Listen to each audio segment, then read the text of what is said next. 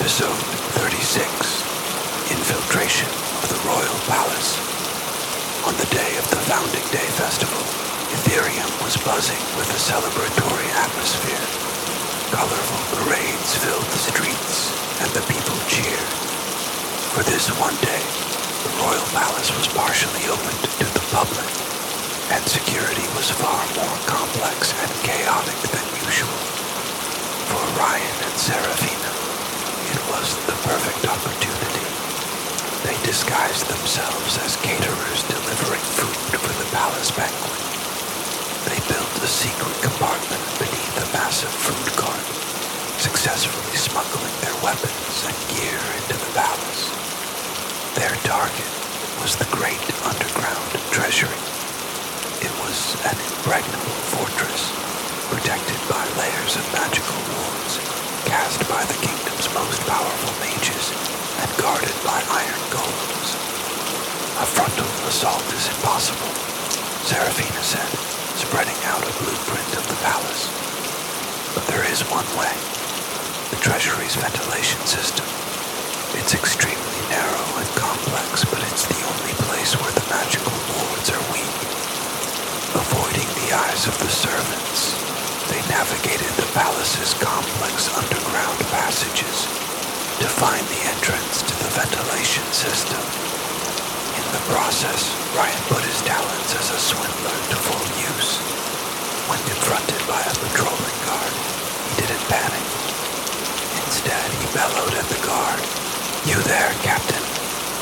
The banquet is running out of wine, and what are you doing here? Get to the cellar at once and bring up the finest elven wine.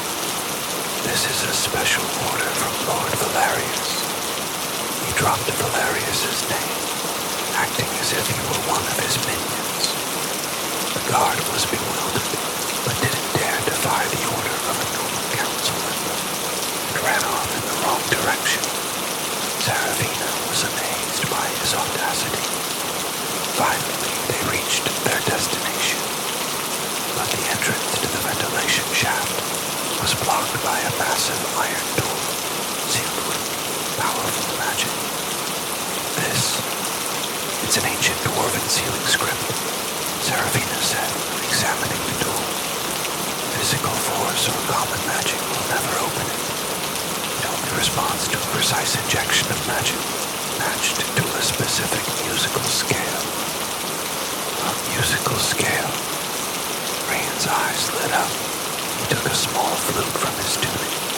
It was the ordinary flute he used to use when posing as a bard. Don't tell me you're not planning to undo that complex magic with a flute, are you? Why not? Ryan closed his eyes and listened intently. He tried to feel the faint, magical resonance humming from the ceiling. He didn't have perfect pitch, but his senses, honed by years as a swindler, transcended those of an ordinary person. He could detect lies from the slightest tremor in a person's voice and sense the location of a trap just by the flow of air. He began to translate the magical resonance into sound, forming a melody in his mind.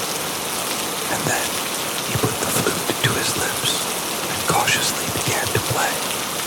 At first, it was dissonant, but after a few tries, he finally found the correct scale. As the notes of the flute echoed, the runes carved into the iron door began to glow one by one.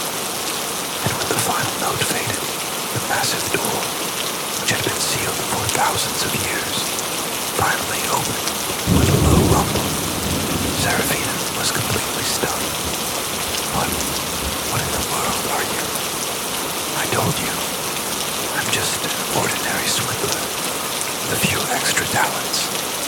Ryan gave her a wink and stepped first into the dark ventilation shaft. Before them now lay the final obstacle, a great treasury guarded by iron golems. And inside, the ancient artifact that could destroy the world, the Eye of the Void, lay dormant. Episode 37, The Heart of the Iron Golem. The ventilation shaft leading to the Grand Royal Treasury was a complex maze like a spider's web. The cold, dry air was tinged with the faint smell of ozone and the sound of metal grinding against metal. This was no simple air duct, but a kind of service tunnel designed to maintain and monitor the treasury's magical traps. Be careful. There are pressure-sensing plates installed all over the floor, Serafina whispered, scanning the floor with a small magical mirror. The mirror reflected faint, glowing magical sigils, invisible to the naked eye. Ryan clicked his tongue. One wrong step would set off an alarm, would trigger a deadly trap. But he wasn't flustered. On the contrary, his eyes sparkled with a mischievous light. Pressure-sensing blades, you say? In that case, I just have to avoid putting any weight on them. He took thin, strong thread and a few grappling hooks from his belt. Then, like an acrobat, he used protrusions on the walls and ceiling to fasten his hooks and began to cross precariously on the thread. To think his experience leaping between the rooftops of Belmore to evade guards would come in handy like this. Serafina was speechless at his outlandish display of agility. After advancing for some time, they finally reached the end of the ventilation shaft, at a grot that overlooked the entrance into the Grand Treasury. The sight that unfolded before them was truly overwhelming. A massive space, as large as a football field, was filled with glittering treasures, mountains of gold coins, the armaments of legendary heroes, and ancient, magically sealed artifacts. But even more imposing than all the treasure were the 5 massive iron golems patrolling the center of the treasury. The golems looked to be at least 5 meters tall, and their ponderous footsteps echoed off the floor. Red light glowed from their eyes, and their every movement was precise, without a single wasted motion. Those golems are the ultimate guardians, forged from a fusion of ancient dwarven technology and magic, Serafina said, her voice tense. A frontal assault is impossible. They are immune to physical attacks and most forms of magic. Every machine has a weakness. Where is their heart? The ether crystal in the center of their chest is the power source. If you destroy it, they will stop. But the crystal is protected by an alloy harder than adamantium. No need to destroy them. A cunning smile played on Ryan's lips. We just need to tie them up for a bit. He whispered his plan to Serafina. At first, she wore an expression of disbelief, but she soon nodded, impressed by his sheer audacity. Ryan took a small pouch from his tunic. Inside was magnetic dust he had specially acquired from the shadow market. This dust had the unique property of creating a powerful, short-lived magnetic field when it came into contact with the metal. Through the gaps in the grate, he predicted the path of one of the patrolling golems and sprinkled the magnetic dust. The dust fell precisely on the floor in the golem's path. A moment later, as another golem passed over the spot, an incredible thing happened. The feet of the 2 golems were pulled together by the powerful magnetic field, slamming into each other with a loud clang and sticking fast. The golems lost their balance and began to stagger. Their artificial intelligence couldn't comprehend the unexpected situation and began to malfunction.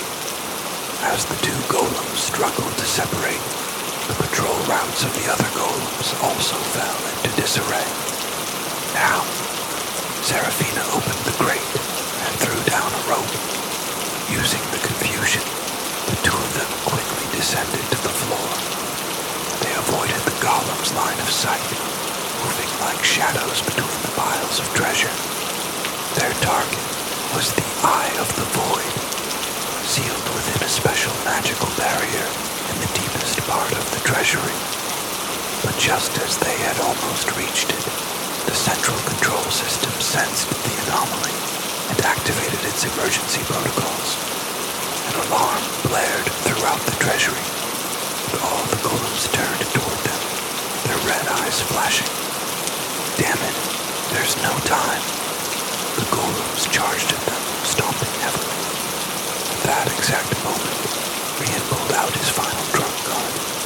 He took a small mirror from his tunic and held it high, aiming it at the golem's line of sight. Now, take a look at your handsome faces. It was no simple mirror. It was an echo mirror, stolen from the ivory spire. This rare magical item replicated and reflected the magic of whatever it faced. When the golem's red surveillance magic hit the mirror, its power was amplified dozens of times and reflected back at them. The golem's visual systems were massively overloaded. They began to register each other as intruders. The giant guardians of steel began to self-destruct, swinging their massive fists at one another. Rian and Seraphine